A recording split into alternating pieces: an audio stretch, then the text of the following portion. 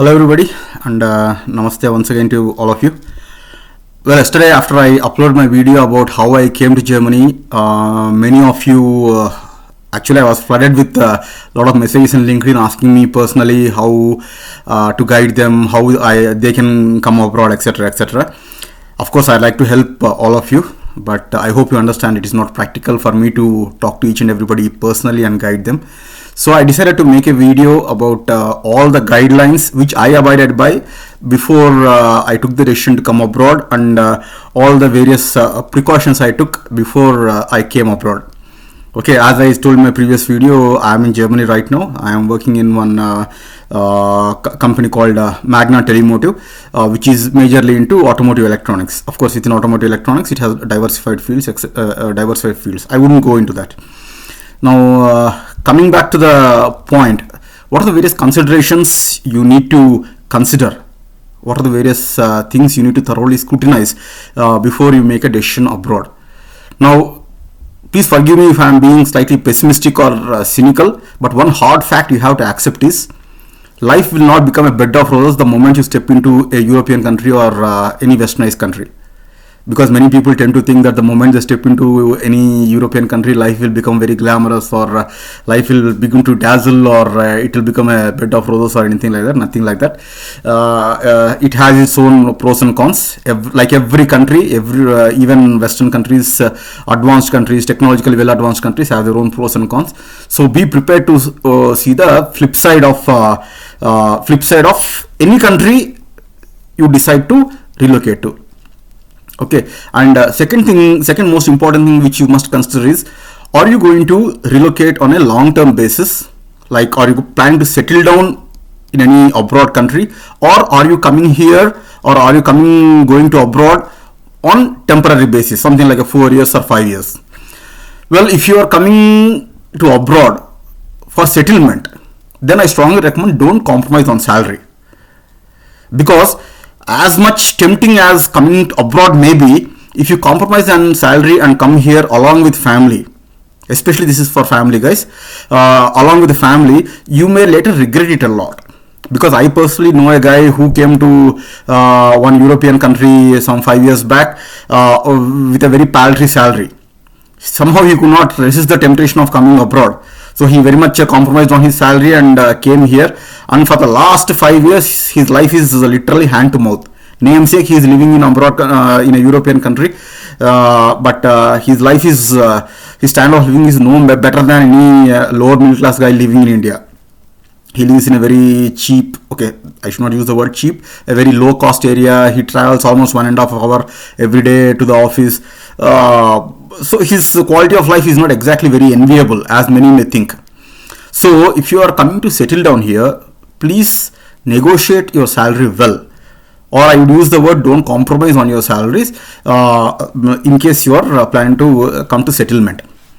Now, second type is some people come abroad because they want to have some international exposure on their resumes. Okay, and of course, having international exposure on your resume has its own advantages. I know I have a friend who, okay, not a friend, he's a very senior guy. He was in Sweden barely for 6 years, and 6 years later when he came back to India, he got a designation which would have taken at least 12 to 14 years if he was in India. He got a very senior role because of his international exposure. Of course, I'm not saying just because he has international exposure, he got a senior role. I'm sure he must have gained a lot of expertise. I'm sure when he came back to India, he must have convinced that Indian company that what he is bringing onto the table is worthy of his designation and worthy of his salary. But having said that, international exposure is definitely a decisive factor for career growth, no doubt about it, especially if you want to come back to India after a fixed time. So, and the reason why I'm mentioning this, because if you are only keen about getting internal exposure, don't worry much about salary. You can compromise on your salary. You can compromise a little bit on your salary because you are coming abroad on only a short-term basis. But make it worth it. I mean, put your best efforts, gain as much expertise as possible, and make your journey to abroad worth it. Most probably, if it is short-term journey, means you will relocate without your family. You may have to sacrifice many things: your wife's food, your kids' little moments of joy with your kids. All these things you are sacrificing and coming all the way to a different country. So, you have to make it worth it. You have to make it count. Okay, that's my advice. And coming to the job hunt, as I mentioned in the previous video, decide a target country. I will not re-emphasize this because you may get bored. Okay, anyway, if anybody has missed out my previous video, I will just put a link in the description. You can see that video also. In the previous video, I mentioned my journey from India to Germany. Okay, now I recommend two websites for your job hunt in case you are very serious about getting a job abroad in Europe or USA, Europe or USA, depending on your expertise. One thing I mentioned to forgot: be very specific about why you want to relocate to a specific country. As I mentioned in my previous video, I came to Germany because Germany is like the epicenter of automotive technology, and my decision has been justified in 3 weeks. I am already learning a lot of state-of-art things, and I am happy with my decision. For example, approximately 10 years back, my own younger sister told me that for embedded systems, Sweden is a very progressive country. So, depending on your field, you may be a civil engineer or electrical engineer or within electronics, I don't know what specialization you are having. So, depending on your specialization, pick a country where you can be very positive and very sure of learning new things. Alright, so once you decide your country, you target that country and put your best efforts. And as I mentioned, decide two websites. I recommend two websites: LinkedIn and Indeed. Indeed for your foreign jobs hunt. In LinkedIn, there is a job section, and you can always search for various jobs. Okay, there is a easy apply option also. There is and there are some links where you have to write down all your details, etc., etc. And one more trend I observed in this while applying for various jobs abroad is this way. Abroad companies, they put a lot of emphasis on covering letter, and this covering letter is not something you write once and forget it. Covering letter should be customized for every job. For every job, in your covering letter, you clearly mention your skill set and explain why you make a good fit for the job you are applying for. And here, once again, I mean, don't think I'm talking something very silly. Please make sure your English is free of grammatical and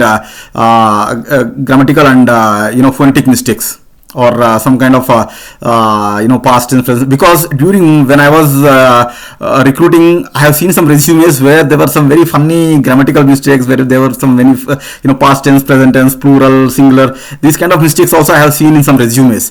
Judging somebody just because of their vocabulary or grammar may or may not be right, but it does make an impression.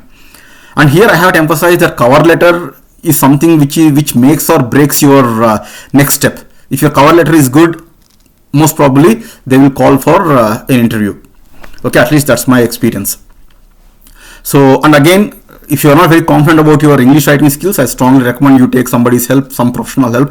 Again, in LinkedIn, there are a lot of professionals who write professional resumes and professional cover letters. So, I strongly recommend you take their help. So, in covering letter for every job, you have to tell the company that how you can be an asset to the company.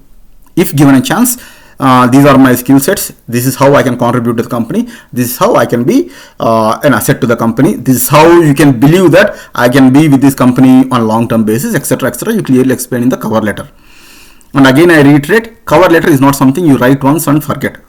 Based on the job description, you have to write your cover letter for every job. And this is something which I did not see in Indian companies. In Indian websites, most probably you upload your resume. And resume is something which you write once and forget it. Or at least you don't upload or update for every job. But covering letter, it is having huge emphasis in this European companies. So I put a lot of emphasis on covering letter. Okay, and this website, Indeed, it's a very good website, and Indeed website offers jobs in every country. For example, UK has a separate Indeed website.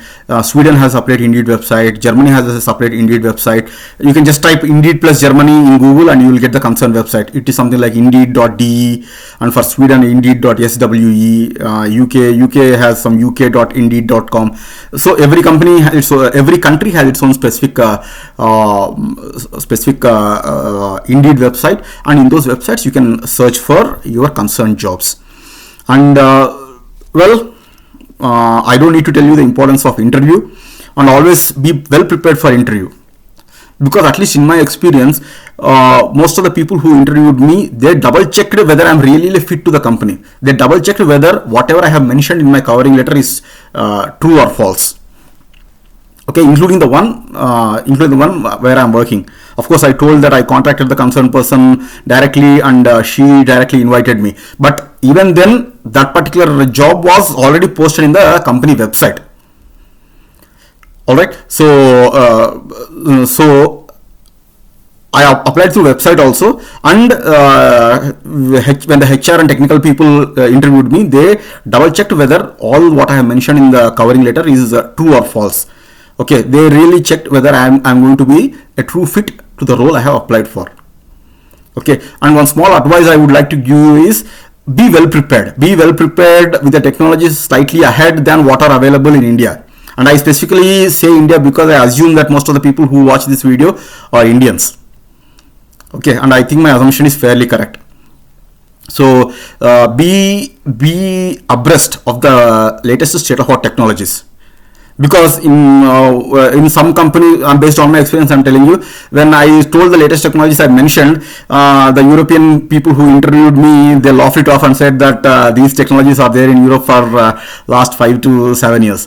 So to prevent such scenario from occurring, be abreast of the latest technologies so that you can be on par with what Europeans are looking for.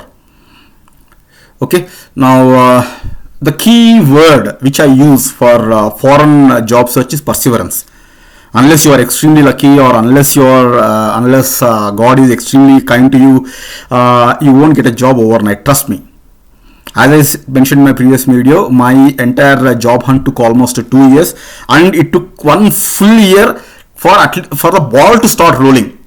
For the ball to gain some momentum, it took 1 full year. For 1 full year, it was just blank. I applied for several companies. I did not get any response. But still, the point is simple. Don't give up. Don't give up. That's all. Okay. I repeat, overnight success. There's nothing called overnight success. Okay. Even overnight success is not an overnight success. I mean, sometimes you see in newspaper that somebody is overnight success, but you will never see the preparation that went into that one overnight success. Okay, anyway, I think I'm talking too much of rhetoric here.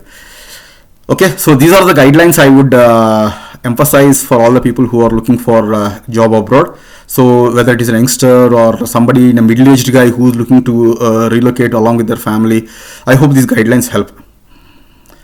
Okay, so did I miss anything? Okay, in case I remember something, I'll again post in some other video. But I hope these guidelines help somebody who's looking for a job abroad. Okay, so all the best. God be with you. Bye-bye.